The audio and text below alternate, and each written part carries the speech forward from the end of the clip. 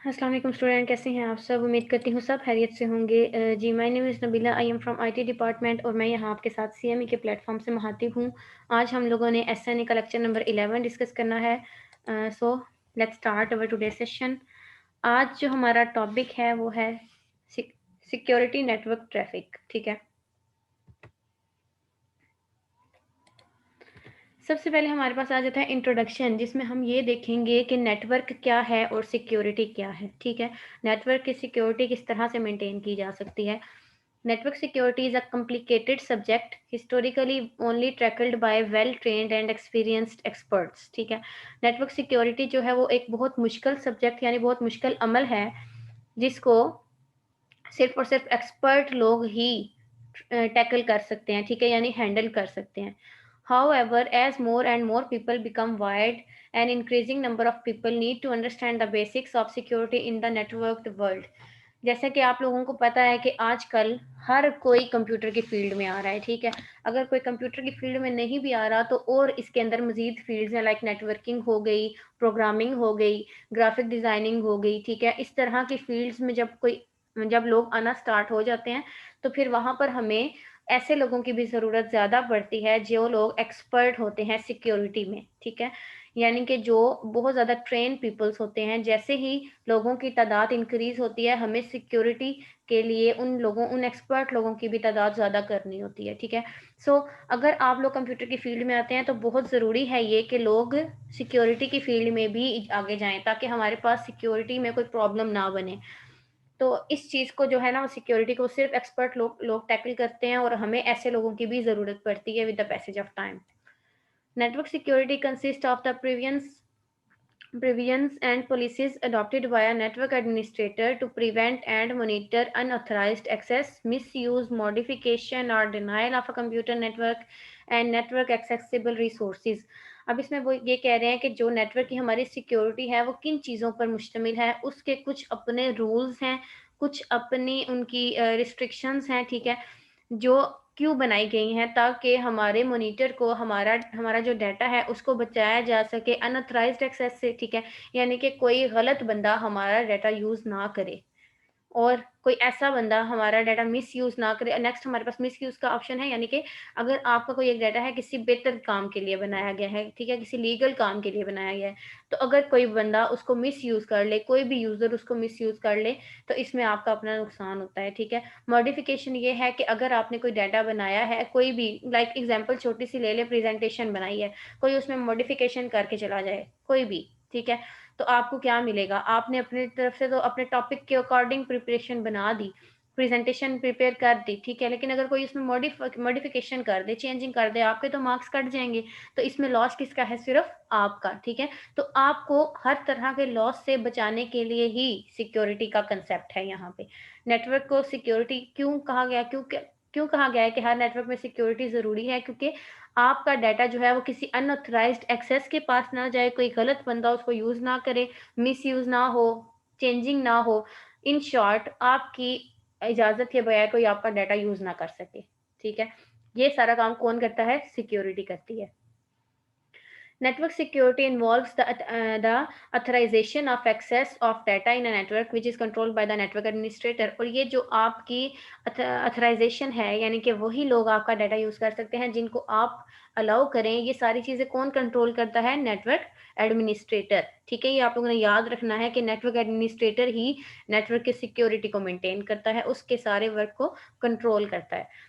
Then network security covers a variety of computer networks, both public and private, that are used in everyday jobs, conducting transactions and communications among businesses, government agencies and individuals. यहाँ पर वो ये कह रहा है कि जो हमारा सिस्टम है सिक्योरिटी का, वो ये नहीं देखता कि कौन सा कंप्यूटर घर का कंप्यूटर है और कौन सा कंप्यूटर किसी ऑर्गेनाइजेशन का कंप्यूटर है। ठीक है, ना उसको किसी चीज़ का डर होता है कि भई हम किसी आम बंदे का काम ना करें, हम गवर्नमेंट का काम कर देते हैं। हम किसी आम बंदे का काम ना करें, हम किसी बिज़नेसमैन का काम कर देते हैं। ठीक है, उनके लिए सब बराबर हैं। सारे पीसेज़ उनके लिए बराबर हैं सिक्योरिटी सिस्टम के लिए।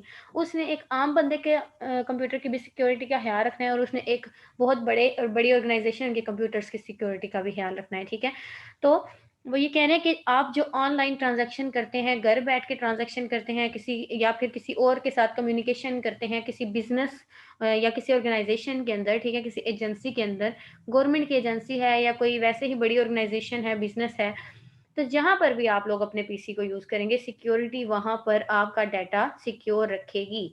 सिक्योरिटी हर पीसी पे कंट्रोल करती है, ठीक है? Then why do we need security? Security की हमें ज़रूरत क्यों फील होती है, क्यों हमें सिक्योरिटी चाहिए? Protect vital information while still allowing access to those who need it. अब देखिए कभी कभी ऐसा होता है कि आप कोई डाटा बनाते हैं तो आपके ही किसी चीज़ को उस चीज़ की ज़रूरत पड़ जाती है तो आप उसे अलाउ कर देते हैं, ठीक है, उसको एक्सेस दे देते हैं, आप कहते हैं ठीक है तुम इसको यूज़ करो। लेकिन क्या होगा कि trade secrets, medical records etcetera provide authentication and access control for resources, guarantee availability of resources. देखें, जब आप अपने किसी जानने वाले को या कोई ऐसा इंसान जिसने आपकी कोई भी सीक्रेट चीज़ यूज़ करनी है, लाइक आपने सीक्रेट चीज़ें यहाँ पर आपके प्रेजेंटेशंस भी आ जाती हैं क्योंकि वो भी आपके लिए खजाने की तरह होती हैं। आपको पता है भाई इसके हमें मार्क्स मिलने हैं, इसके थ्रू हमें पास या फेल किया जाएगा, इसकी मदद से ही हमें जो है वो आगे प्रमोट किया जाएगा। तो वो सब कुछ आप लोगों के लिए एक सीक्रेट वर्क होता है। आप उसको सबसे छुपा के रखना चाहते हैं कि ताकि कोई इसके साथ छेड़खानी ना करे, कोई इसके साथ मसला ना बना दे, ठीक है? क्योंकि फिर वो आपका अपना नुकसान उसमें हो जाता है। तो आप अगर कोई असाइनमेंट या कोई प्रेजेंटेशन बना के किसी दूसरे को एक्सेस कर दे देते हैं, आप कहते हैं चलो, लाइक आप और आपकी सिस्टर एक ही क्लास में पढ़ रहे हैं, ठीक है? उसने अपना डाटा बनाया है, आपने अपना डाटा बनाया है। अब आप दोनों एक-दूसरे के साथ शेयर करना चाह रहे हैं, तो आप कर सकते हैं।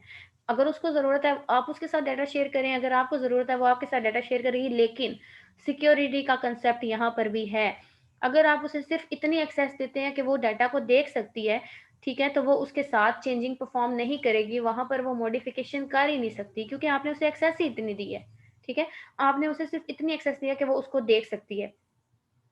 तो यहाँ पर सिक्योरिटी मेंटेन रहती है, यहाँ पर आपके उस डाटा को, आपके उस प्रेज़ेंटेशन को किसी किस्म का नुकसान नहीं होता। सिक्योरिटी ऑब्जेक्टिव्स में क्या है कि आइडेंटिफिकेशन यानी आइडेंटिफ़ाई करना किसी भी एक चीज़ को using their ID, unique ID, ठीक है? जैसे कि आप किसी को भी यूनिक आईडी दे देते हैं। आप स्टूडेंट्स हैं तो मैं मोस्टली स्टूडेंट्स को स्टूडेंट्स की ही एग्ज़ाम्पल देती हूँ। अगर आप यूनिवर्सिटी में हैं तो आपका अपना रोल नंबर है, ठीक है? आपको अपने रोल नंबर के साथ ही आइडेंटिफ़ाई किया जाएगा। ऑथेंटिकेशन, ऑथेंटिकेशन में आ जाता है कि जो भी चीज़ आप यूज़ कर रहे हैं वो ऑथेंटिक हो, ट्रू हो, ठीक है? लीगल हो, यानी कि उसमें कोई भी ऐसी चीज़ ना हो जो कि गैर कानूनी है। जो भी आपने वर्डिंग लिखी है, जो भी आपने चीज़ें यूज़ की हैं, वो सब की सब जायज़ हों, ठीक है? वर्डिंग बिल्कुल ट्रू हो, लीगल वर्क हो वहाँ पर। और एक्सेस कंट्रोल में ये है कि आप किस-किस को एक्सेस का कंट्रोल देते हैं, रीड का एक्सेस दे देते हैं, राइट का एक्सेस दे देते हैं, मॉडिफ़िकेशन का एक्सेस दे देते हैं, आपने किसको कौन-सी एक्सेस दी है। लाइक हम लोग जिस तरह से बात करते थे एनीडेस्क की, मैंने आपको एक्टिविटी भी दी थी स्टूडेंट्स, अगर आपको याद हो। तो एनीडेस्क के थ्रू आप क्या करते हैं, एक पीसी से दूसरे पीसी को कनेक्ट कर लेते हैं, यानी कि आप अपने घर बैठे अपने पीसी से किसी दूसरे के पीसी को यूज़ कर रहे होते हैं। तो वो भी तो देख रहा है ना कि आप उसके पीसी पे क्या कर रहे हैं। ऐसा तो नहीं होता कि आपने उसका कंप्यूटर जो है वो एक्सेस किया है तो उसको कुछ नज़र नहीं आ रहा, ऐसा नहीं होता। वो आपका हर माउस, हर कर्सर देख रहा है, हर स्टेप देख रहा है कि कहाँ पर आप उसके पीसी पे क्या कर रहे हैं। जैसे ही उसे लगेगा कि आप उसके पीसी का इस्तेमाल गलत तरीके से कर रहे हैं, वो उसी वक़्त आपसे एक्सेस छीन लेगा, ठीक है? वहाँ से वो आपको डिस्कनेक्ट करे तो उसके बाद आपको उसका पीसी नज़र नहीं आएगा, जब तक वो दोबारा से आपकी रिक्वेस्ट को एक्सेप्ट नहीं करता। तो ये भी एक सिक्योरिटी है कि अगर आपने किसी को एक्सेस दी है और बाद में आपने उसके साथ कुछ गलत किया या उसकी एक्सेस का मतलब गलत इस्तेमाल किया, मिसयूज़ किया, तो वो उसी वक़्त आपसे एक्सेस छीन भी सकता है। तो ये भी एक बहुत बड़ी सिक्योरिटी का फ़ीचर है कि आपका डाटा जो है वो सिक्योर रहता है। अब बात कर लेते हैं आइडेंटिफिकेशन के बारे में। आइडेंटिफिकेशन में क्या है कि something which uniquely identifies a user and is called user ID. ये कुछ ऐसा जो कि किसी यूज़र को यूनिकली आइडेंटिफाई करे, वो आपकी यूज़र आईडी होती है, ठीक है? एक यूज़र आईडी सिर्फ़ एक ही यूज़र को असाइन होती है, दूसरे यूज़र को वो सेम आईडी असाइन नहीं हो सकती। जिस तरह के आपको आपका रोल नंबर असाइन होता है, तो आपकी क्लास की किसी भी गर्ल का वो रोल नंबर नहीं होगा, बल्कि पूरे के पूरे स्कूल में ही, ठीक है? लाइक जिस तरह छोटी क्लासेस में तो चलें 1 टू 3 होता है रोल नंबर, लेकिन जो आपके बोर्ड के रोल नंबर होते हैं ना, वो डिफरेंट क्लासेस के लिए डिफरेंट होते हैं। आपका वो रोल नंबर सेम नहीं हो सकता, बैच नंबर सेम नहीं हो सकता, ठीक है? उसके बाद sometimes user can select their ID. अब कभी कभार ऐसा होता है कि यूज़र जो है वो कोई आईडी सेलेक्ट करता है as long as it is given to another user, और वो आईडी तब तक उसके पास रहती है जब तक वो आईडी किसी दूसरे यूज़र को साइन ना कर दी जाए, ठीक है। लाइक आप लोग एक यूनिवर्सिटी में पढ़े हो, आपका एक रोल नंबर है, आप किसी स्कूल में पढ़े हो, ठीक है, आपका रोल नंबर है 1, यू आर प्रॉक्टर, ठीक है, आपका रोल नंबर 1 है। लेकिन अगर किसी वजह से आपको स्कूल छोड़ना पड़ रहा है, आपकी जगह कोई एक और इंटेलिजेंट स्टूडेंट आ गया है, उसको प्रॉक्टर बना दिया गया है, उसे रोल नंबर 1 की जगह पे रख दिया गया है, ठीक है। तो तब तक वो रोल नंबर 1 आपका रहेगा जब तक आप उस स्कूल में हैं। जैसे ही आप उस स्कूल से आउट होंगे, आपका वो रोल नंबर यानी कि वो यूनिक आईडी किसी और को साइन कर दी जाएगी। Clear? User ID can be one or combination of the following. User ID बनती किस तरह से है? यूजर नेम, ठीक है, कोई एक ऐसा यूनिक यूजर नेम, लाइक आपका नेम है और आपका सर नेम है, उसके बीच में आप 1 2 3 लिख देते हैं, डॉट डाल देते हैं, या आप अपने नेम के आगे 1 2 3 0 0 0 ऐसे कुछ वर्ड्स यूज कर लेते हैं, डिजिट्स यूज कर लेते हैं जो कि यूनिक होंगे, ठीक है, जो किसी और ने ना यूज किए हों। वैसे कि मतलब हर कोई तो नहीं ना सेम कर सकता, कम से कम आपका नेम तो डिफरेंट होगा ही वहां पर। तो वो आप यूजर नेम भी उसको एज अ सिक्योरिटी मेंटेन कर सकते हैं यूजर नेम के through. Then user student number, कोई एक नंबर, जैसे पिन लॉक होता है आपके फोन का, आप एक लॉक लगाते हैं तो वो आपको ही पता है, किसी और को नहीं पता, वो भी सिक्योरिटी के लिए है। देन यूजर एसएसएन, यानी कि आपकी कितनी भी डिटेल्स जो हैं वो यूजर, सर नेम है आपका, आपका अपना नेम है, आप सर नेम पहले लिख लें, अपना नेम बाद में लिख लें सिक्योरिटी के लिए, अगर आपने नेम ही लगाना है, या उसके साथ कुछ आप 1 2 3 काउंटिंग यूज कर लेते हैं ताकि किसी को पता ना चले। तो ये सारी चीजें जो है वो आपको आइडेंटिफाई करने के लिए यूज होती हैं। अथेंटिकेशन में आ जाता है, आपका डाटा जो है वो बिल्कुल लीगल होना चाहिए, ट्रू होना चाहिए। The process of verifying the identity of a user, आपके आइडेंटिटी को वेरीफाई करने के प्रोसेस को ऑथेंटिकेशन कहते हैं, यानी कि जो यूजर नेम आप डालें वो बिल्कुल ठीक होना चाहिए, या जो यूजर आईडी आप डालते हैं वो बिल्कुल करेक्ट होनी चाहिए, आपका पासवर्ड करेक्ट होना चाहिए, ठीक है। Typically based on something user knows password, ये किस किस चीज़ों पे बेस करता है? पासवर्ड के ऊपर, की स्मार्ट कार्ड, डिस्क और अदर डिवाइसेस, या कुछ ऐसी डिवाइसेस के ऊपर जिन पे आपने लॉक लगा रखा है, या वो आपकी अपनी सिक्योरिटी के लिए हैं, ठीक है, या वो फिंगरप्रिंट हो सकता है। अगर आप पासवर्ड नहीं लगाते तो आप फिंगरप्रिंट यूज़ कर सकते हैं। आजकल जो मोस्टली मोबाइल फ़ोन यूज़ होते हैं वो फिंगरप्रिंट वाले ही हैं, ठीक है। तो उसमें यह है कि आपकी फिंगरप्रिंट किसी और की फिंगरप्रिंट के साथ कभी भी मैच नहीं करेगी। तो ये भी सिक्योरिटी में आ जाता है, आपको ऑथेंटिक करने के लिए कि वो आपका करेक्ट डाटा है, आपकी फिंगर है या नहीं है, ठीक है। नेक्स्ट हमारे पास ऑथेंटिकेशन में 2 सब कंसर्न्स आ जाते हैं कि जनरल और फंक्शनल। जनरल एक्सेस ऑथेंटिकेशन में क्या है कि टू कंट्रोल वेदर और not a particular user has any type of access right to the element in question, usually we consider these in the form of a user account, ठीक है। कि आपने अपने, अगर आप जनरल सेटिंग में जाते हैं, किसी भी ऐप की जनरल सेटिंग में जाएं, तो वहां पर सारा डाटा आपका अपना शो हो रहा होता है, ठीक है, किसी और का डाटा नहीं आपको शो हो रहा होता। तो वो इसमें यह है कि जनरल एक्सेस आपको दे दी जाती है जैसे ही आप वहां पर अपनी आईडी पासवर्ड लगाते हैं, फिर उसमें जितनी चीजें होती हैं वो सब आप यूज कर सकते हैं। वो एक पार्टिकुलर यूजर यानी कि एक आप अकेले ही उसको यूज कर सकते हैं, कोई और आपकी जनरल इंफॉर्मेशन नहीं देख सकता, ठीक है, जब तक आप खुद उसको एक्सेस ना दें।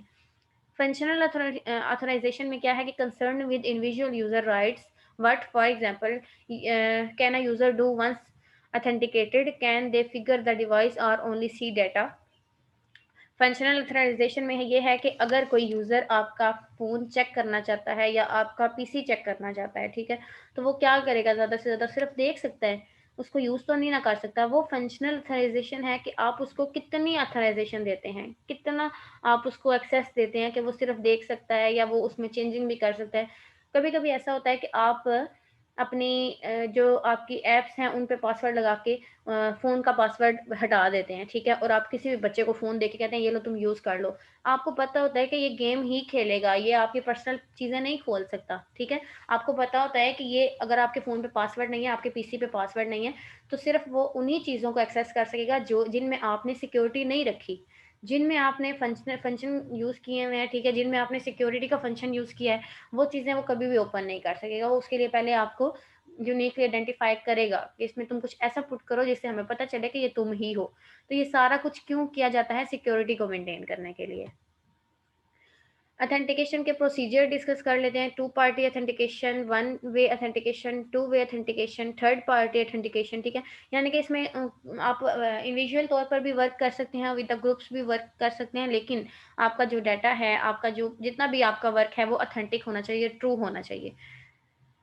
Kerberos X509 single sign on user can access several network resources by logging on once a security system, यानी कि आप अपनी किसी भी चीज़ को लॉगिन कर सकते हैं, उसको यूज़ कर सकते हैं। ठीक है, एक सिक्योरिटी सिस्टम के थ्रू, यानी कि आपने अगर किसी प्रोसेस को, किसी ऐप को लॉगिन करना है, ठीक है, लॉगिन करना है आपने, तो आप क्या करेंगे, उसमें आपका कोई ना कोई पासवर्ड यूज़ होगा। ठीक है, जिसके थ्रू आपने उसको लॉगिन करना है। जब तक आपका वो पासवर्ड लगा रहेगा तब तक आप उसमें लॉगिन रहेंगे, अदरवाइज आपको वहां से वो लॉग आउट कर देगा। क्लियर। देन हमारे पास आ जाता है एक्सेस कंट्रोल। एक्सेस कंट्रोल में आ जाता है कि किस चीज़ की एक्सेस है आपके पास, कौन कौन सी चीज़ें हैं जिसको आप एक्सेस कर सकते हैं, या आपका कोई अपना उस चीज़ को एक्सेस कर सकता है, उसके लिए आप उसे कंट्रोल दे देते हैं। ठीक है, like refers to security features that control who can access resources in the operating system. अब सिक्योरिटी फीचर में क्या आता है कि किसी ऐसे को कंट्रोल देना या ये देखना कि कौन कौन ऑपरेटिंग सिस्टम में किस किस चीज़ को, किस किस रिसोर्स को एक्सेस कर सकता है। Applications call access control functions to set who can access specific resource or control access to resources provided by the application. Simple words में अगर हम बात करें तो कोई एक एप्लीकेशन है, कोई भी एक ऐप है जो आप यूज़ कर रहे हैं, ठीक है, उसके कुछ फंक्शन के कंट्रोल्स होंगे। फंक्शन कंट्रोल्स में क्या आता है, देखना, उसको यूज़ करना। ठीक है, उसके बाद यानी कि उसमें सिक्योरिटी फीचर्स है ना, आपको जितनी एक्सेस दी जाएगी आपने उतना ही काम करना है। तो वो ये कह रहा है कि किसी भी एप्लीकेशन के अंदर आप जो कंट्रोल देते हैं, ये लो तुम इस एप्लीकेशन को यूज़ कर सकते हो, सिर्फ रीड कर सकते हो, राइट नहीं कर सकते, या सिर्फ राइट कर सकते हो, मॉडिफाई नहीं कर सकते। ठीक है, तो वो ऐसी चीज़ें जो आप किसी को देते हैं कंट्रोल में आ जाती हैं। आपने अपना डाटा किसी के साथ एक्सेस तो कर लिया, किसी को एक्सेस दे दी, शेयर भी कर लिया, पर कंट्रोल मौजूद है। आप उससे उतनी ही एक्सेस देंगे जितना कि आप चाहते हैं। आपकी इजाज़त के बगैर वो कोई काम उसमें नहीं कर सकेगा। ठीक है, इंक्रिप्शन का कंसेप्ट आ जाता है अब यहाँ पर। सिक्योरिटी में हमारे पास इंक्रिप्शन क्या है। In cryptography, encryption is the process of transforming information, यानी कि उस इंफॉर्मेशन को देखना using an algorithm to make it unreadable to anyone except those possessing special knowledge, usually refer to as a key. यहाँ पर हम बात कर लेते हैं इंक्रिप्शन की। इंक्रिप्शन एक ऐसा प्रोसेस है जिसमें कुछ इंफॉर्मेशंस होती हैं जिनको एल्गोरिदम के जरिए यूज किया जाता है। ठीक है, अब वो हर कोई रीड नहीं कर सकता उसको, ऐसा डाटा, ऐसी एप्लीकेशन जो कि हर कोई रीड ना कर सके, लेकिन वो लोग जिनको उस एप्लीकेशन के बारे में नॉलेज होता है, उसे आप एज अ की रेफर कर देते हैं। ठीक है, यानी कि एज अ हेड उसको आप रेफर कर देते हैं, जिसको उसके बारे में इंफॉर्मेशन होती है। हर कोई उसको रीड नहीं कर सकता, समझ नहीं सकता। जैसे कि लैंग्वेजेस, आप समझें कि कोई ऐसी इन्फॉर्मेशन है जो उर्दू में है, आप 10 लोग बैठे हुए हैं, आप में से सिर्फ एक ही इंसान है जिसको उर्दू आती है, बाकी सब इंग्लिश वाले हैं, उन्हें उर्दू पढ़ने नहीं आती। तो वो डाटा किसके लिए यूज़फुल है, सिर्फ और सिर्फ उस इंसान के लिए जो कि उर्दू जानता है। ठीक है, उर्दू को पढ़ना समझता है, पढ़ सकता है, समझ सकता है, बोल सकता है, सुना सकता है। तो वो बाकी 10 लोग तो बेकार है ना, वो बाकी 10 तो उसको ना पढ़ सकते हैं ना समझ सकते हैं। तो जिसको उर्दू आती है उसे आप एज अ की या एज अ हेड रेफर कर देते हैं। ठीक है, इसमें मोस्टली आप लोगों का ये भी होता है कि दो लैंग्वेजेस अलग अलग लोग होते हैं, तो बीच में आप एक ट्रांसलेटर बिठा देते हैं। ठीक है, the reverse process to make the encrypted information readable again is referred to as decryption, यानी कि कोई ऐसा डाटा जो सबके लिए रीडेबल हो। इंग्लिश आजकल किसको नहीं आती, सब पढ़ सकते हैं। ठीक है, तो कोई ऐसा डाटा किसी ऐसे फॉर्म में जो कि सबके लिए पॉसिबल हो पढ़ना, ऐसे प्रोसेस को हम डिक्रिप्शन कहते हैं। ये दोनों एक दूसरे का वाइस वर्सा है। ठीक है, encryption uses, encryption can be used to protect data at rest. आपका कोई डाटा है जो कि रेस्ट में पड़ा है, किसी वर्किंग में नहीं है, such as files on computer and storage devices, means कि आपके कुछ फाइल्स हैं जो आपके कंप्यूटर में पड़ी हैं या आपके स्टोरेज डिवाइसेस के अंदर पड़ी हैं, यूएसबी में पड़ी है, ठीक है, हार्ड डिस्क में पड़ी है, वो क्या है, आपका प्रोटेक्ट करता है इंक्रिप्शन उसको। Digital rights management system which prevent authorised use or reproduction of copyrighted material and protect software against reverse engineering. Digital rights उसके क्या हैं कि उसको सिर्फ और सिर्फ अथोराइज्ड एक्सेस ही दी जाए, यानी कि कोई कॉपीराइटेड ना हो। लाइक कोई किसी चीज़ को अगर कॉपी करता है, किसी वीडियो को हम कॉपी करके यूट्यूब पे लगा देते हैं, तो वो तब तक नहीं लगती जब तक कि वो वहां पर कॉपीराइट आता रहे। ठीक है, यानी कि चीटिंग अलाउ नहीं करता security system. Encryption is also used to protect data in transit. Encryption by itself can protect the confidentiality of messages. Encryption में ये भी है कि आपका डाटा जो है वो एक जगह से दूसरी जगह तो जा रहा है, ठीक है, आप किसी को मैसेज करते हैं तो वो मैसेज आपके पास से उस अगले रिसीवर के पास जा रहा है, लेकिन यहाँ पर भी क्या है, वो आपका डाटा प्रोटेक्ट कर रहा है। उस मैसेज को या आप देख सकते हैं या रिसीवर देख सकता है, कोई थर्ड पार्टी उसको नहीं देख सकती। ऐसे ही कोई आपका कोई भी सिस्टम, कोई भी ऐसी फाइल है जो आपने बनाई है, आपने उसको लिखा है, आप देख सकते हैं, आपने किसी को सेंड किया वो देख सकता है, लेकिन कोई थर्ड पार्टी नहीं देख सकती, ठीक है। तो ये सारा कुछ इंक्रिप्शन में आ जाता है, सिक्योरिटी में आ जाता है। एप्लीकेशंस क्या है इसकी कि disk encryption system, file folder encryption, database encryption, network traffic encryption, generic IPsec based communication encryption software, ये सारी चीज़ें सिक्योरिटी में आती हैं, ठीक है। किस किस चीज़ के ऊपर आप सिक्योरिटी अप्लाई करते हैं, डेटाबेस आपने कोई बनाई है वहाँ पर आपको सिक्योरिटी चाहिए, कोई फाइल बनाई है, कोई फोल्डर बनाया है वहाँ पर आपको सिक्योरिटी चाहिए, कोई नेटवर्क क्रिएट किया है तो वहाँ पर भी सिक्योरिटी चाहिए, ठीक है। कुछ ऐसी चीज़ें हैं जहाँ पर कम्युनिकेशन हो रही है तो वहाँ पर भी आपको सिक्योरिटी चाहिए। तो इंक्रिप्शन इन सब जगहों पे, इन सब चीज़ों को क्या प्रोवाइड करता है, सिक्योरिटी प्रोवाइड करता है। वायरलेस सिक्योरिटी, वायर का मतलब होता है जो वायर्स के थ्रू वर्किंग हो, और वायरलेस का मतलब होता है जिसमें वायर्स यूज ना हो। तो ये वायरलेस सिक्योरिटी का मतलब है ऐसी सिक्योरिटी जो कि वायर्स के थ्रू ना हो, ठीक है। Very convenient to have wireless connection, ये बहुत अच्छा अमल होता है वायरलेस कनेक्शन का, ठीक है, बहुत यूजफुल होता है, एफिशिएंट होता है। Nightmare for security, the range for 802.11 is often a few hundred meters so that one can spy on the company by leaving a laptop on the parking lot. Wireless में अब ये होता है कि आप कुछ मीटर्स की दूरी पर भी चीज़ों को एक्सेस कर सकते हैं, ठीक है। वायर्स तो नहीं ना होती, तो अगर आपकी जिस तरह वाईफाई लगी हुई है दीवार के साथ आपने लगा दी, अब उसको एक्सेस कौन कौन कर रहा है, सारे अपने फ़ोन पे कर रहे हैं, कोई छत पे जा रहा है, कोई रूम में जा रहा है, कोई किचन में जा रहा है, ठीक है, कोई ग्राउंड में जा रहा है, वो जहाँ तक उसके सिग्नल जाएंगे वहां तक आप उस चीज़ को एक्सेस कर सकते हैं। आपको अपना लैपटॉप जो है वो हर जगह पर लेके जाने की ज़रूरत नहीं, आप उसको लीव कर सकते हैं किसी भी कंपनी में, ठीक है। अपने घर रख के चले जाएँ, कंपनी में रख दें। अनफॉर्चुनेटली कभी-कभी ऐसा भी होता है कि आप कोई चीज़ अपनी भूल आते हैं, लैपटॉप आप अपनी शॉप पे भूल आए, ठीक है, तो क्या आप मोबाइल पे वर्किंग नहीं कर सकते? कर सकते हैं। आप मोबाइल पे वाईफ़ाई यूज़ करके वो सब काम कर सकते हैं, ठीक है। तो ये सिक्योरिटी होता है कि वायरलेस यानी कि वायर्स के बगैर आप अपनी सिक्योरिटी को मेंटेन कर लेते हैं, ठीक है। Many problems arise from the vendors trying to make their products as friendly as possible. यहाँ पर कुछ प्रॉब्लम्स भी आ जाती हैं, जैसे कि आप डिवाइस को या किसी भी प्रोडक्ट को अपने साथ फ्रेंडली करना चाहते हैं जितना वो पॉसिबल हो सकता है। कंप्यूटर हमारे साथ बहुत ही फ्रेंडली होता है, आपको पता है, क्योंकि जो आप कंप्यूटर को कहते हैं कंप्यूटर वो करके आपके सामने ला के रख देता है। इसका मतलब है कि वो आपको समझता है, वो आपके साथ फ्रैंक है, आपके साथ फ्रेंडली है, ठीक है। आपका अपना लैपटॉप है ना, आप खुद भी फील करेंगे कभी नॉर्मल डेज में या अपनी नॉर्मल लाइफ के अंदर, आप अपना पीसी यूज़ कर रहे हैं, लैपटॉप यूज़ कर रहे हैं, अगर आपको कभी अपना लैपटॉप नहीं मिल रहा, आप किसी और का लैपटॉप यूज़ करते हैं, तो आपको कभी भी क्या कहते हैं उसको, फ्रेंडली फीलिंग नहीं आएगी, ठीक है, कि ये मेरा लैपटॉप तो है ही नहीं। आप उसके साथ इतना कंफर्टेबल होके उस लैपटॉप पे वर्क नहीं कर सकेंगे जितना कंफर्टेबल होके आप अपने लैपटॉप को यूज़ करते हैं, ठीक है। या किसी के मोबाइल को आप इतना फ्रेंडली यूज़ नहीं कर सकेंगे जितना फ्रेंडली आप अपने मोबाइल को यूज़ करते हैं। तो जो डिवाइस आपके साथ कनेक्टेड होती है ना, जिसको आपने काफ़ी टाइम यूज़ किया होता है, वो आपके साथ फ्रेंडली होती है। आपको फ़ील होता है कि ये मेरे साथ फ्रेंडली है, मैं इसको जो कहती हूँ ये समझ जाती है, ठीक है। बेशक हर पीसी समझता है, लेकिन फिर भी आपके अंदर ये फीलिंग्स होती हैं कि ये चीज़ मेरी है, तो ये मुझे ज़्यादा अच्छे तरीके से अंडरस्टैंड करेगी, ठीक है। Several ways wireless nets handle security, अब कुछ वेज हैं जिनके थ्रू हम सिक्योरिटी को हैंडल करते हैं। 802.11 ब्लूटूथ वेब 2.0, इन चीज़ों को भी हम आगे डिस्कस करते हैं।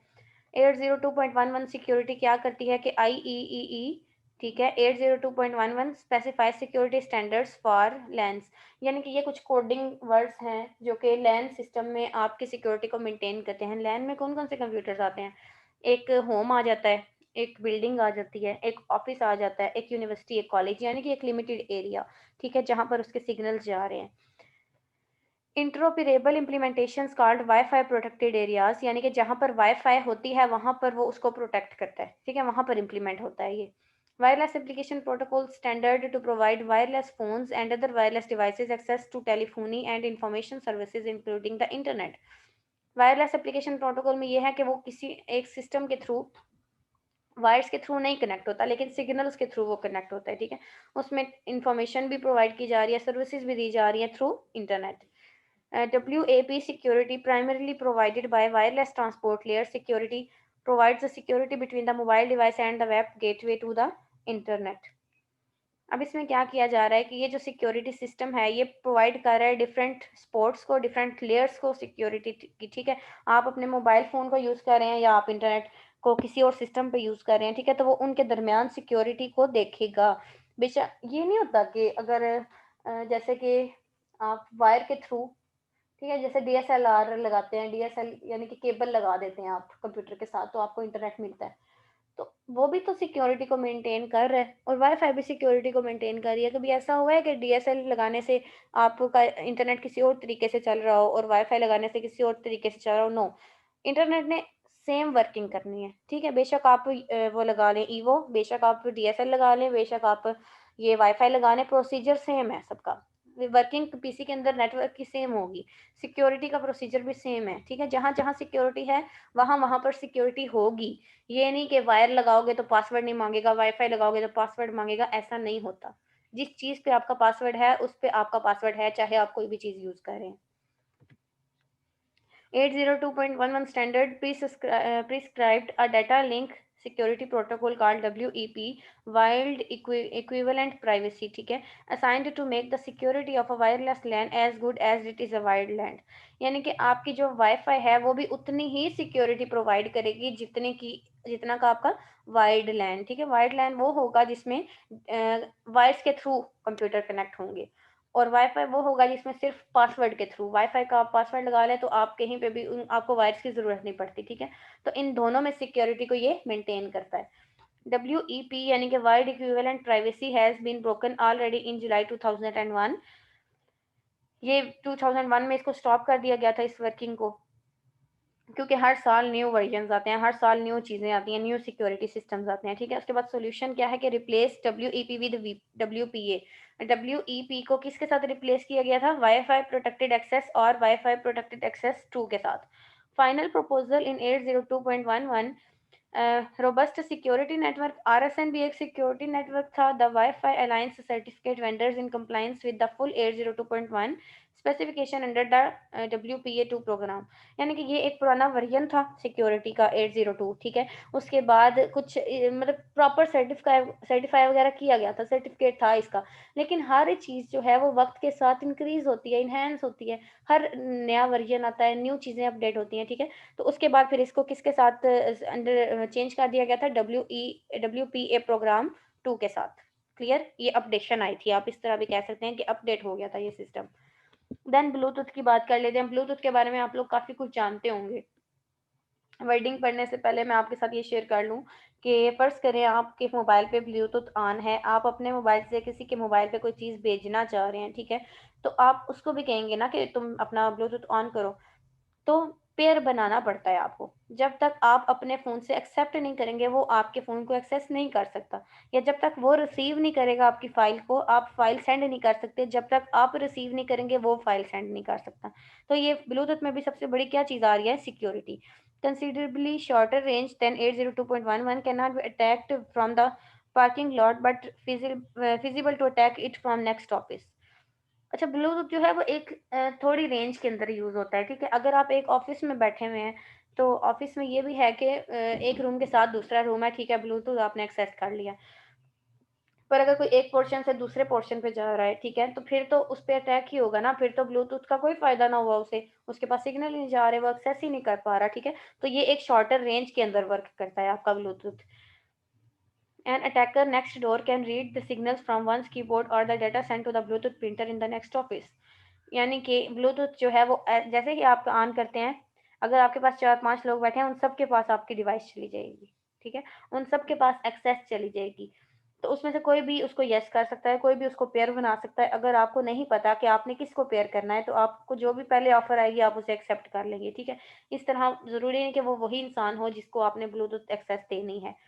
Bluetooth has three security modes ranging from nothing to full data encryption and integrity control. Many users have security turned off। कुछ यूजर सिक्योरिटी के लिए अपने ब्लूटूथ को ऑफ रखते हैं। मैं तो कहती हूँ हर कोई ऑफ रखता है। ठीक है, क्योंकि चार्जिंग का भी इसमें वेस्ट होता है, क्योंकि ये एक डिवाइस प्रॉपर एक चीज़ चल रही है, वर्किंग कर रही है आपके फ़ोन में बैक एंड पे।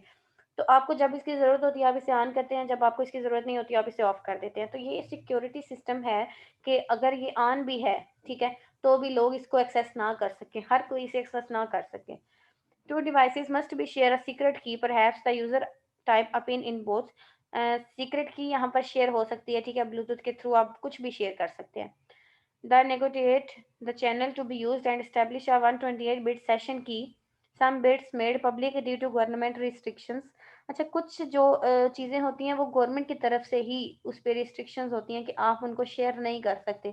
तो जिन चीज़ों के लिए आपको अलाउ नहीं है उन चीज़ों को आप शेयर नहीं कर सकते, ठीक है, वो फिर लीगल नहीं रहता वर्क आपका। Encryption uses a stream keeper called E0। Integrity control uses safer plus both classical block keepers, ठीक है। अब वो एक स्ट्रीम को कीपर का नाम दे रहे हैं, यानी कि एक ऐसी चीज़ जो कि कंट्रोल करती है आपके ब्लूटूथ एक्सेस को। अगर आप कोई ब्लूटूथ किसी भी आप सिस्टम के साथ ब्लूटूथ ऑन कर रहे हैं, ठीक है, या किसी दूसरे फ़ोन के साथ ऑन कर रहे हैं, तो वो उसका कंट्रोल देगा। थोड़ी देर के लिए आपको उसकी एक्सेस मिलेगी, उसके बाद वो फिर आपसे कोई ना कोई ऐसा पासवर्ड सेफर तौर पे मांग लेगा जिसमें आपको सिक्योरिटी दोबारा से देनी पड़ेगी या दोबारा से एक्सेप्ट करना पड़ेगा, ठीक है। लाइक आप 3 चीज़ें हैं, 4 फाइल्स हैं, ठीक है, 4 फाइल्स आप ब्लूटूथ से दूसरे फ़ोन में ब्लूटूथ करना चाह रहे हैं। आप जैसे ही एक फाइल भेजेंगे वो एक्सेप्ट करेगा, तो इसका ये मतलब तो नहीं कि अगले 3 खुद ब खुद ही आ जाएँगी, नो। हर फाइल को उसे एक्सेप्ट करना पड़ेगा। जब तक वो हर फाइल को अलग-अलग एक्सेप्ट नहीं करता, आप उसके पास वो फाइल्स नहीं भेज सकते, ठीक है? एरर आ जाता है आपके पास। और अब हम बात कर लेते हैं वेब 2.0 का। Introduced for handled devices connectivity mobile phones, ठीक है, यानी कि ये हैंडल करता है डिफरेंट डिवाइसेस को जो कि आपस में कनेक्ट होती हैं। वो आपके मोबाइल फ़ोन भी हो सकते हैं। Uses standard protocols in all layers, ठीक है, बहुत सी लेयर्स होती हैं सिक्योरिटी की जिनमें ये प्रोटोकॉल देता है कि कौन सी चीज़ को ज़्यादा सिक्योरिटी देनी चाहिए। It is IP based and it supports IPsec in the network layer.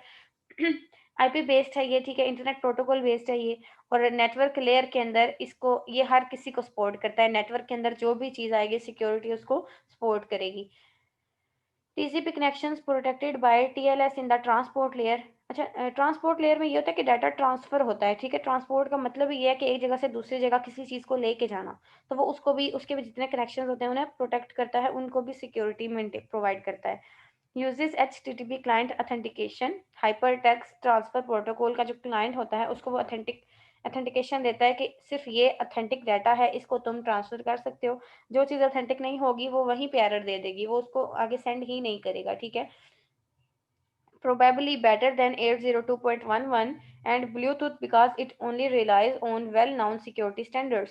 ये 802 से बेटर है और ब्लूटूथ से भी। क्यों? क्योंकि इसको ज़्यादा अच्छी तरीके से पता है, ये रिलाय करता है कि कौन कौन से सिक्योरिटी स्टैंडर्ड्स हैं हमारे पास, ठीक है।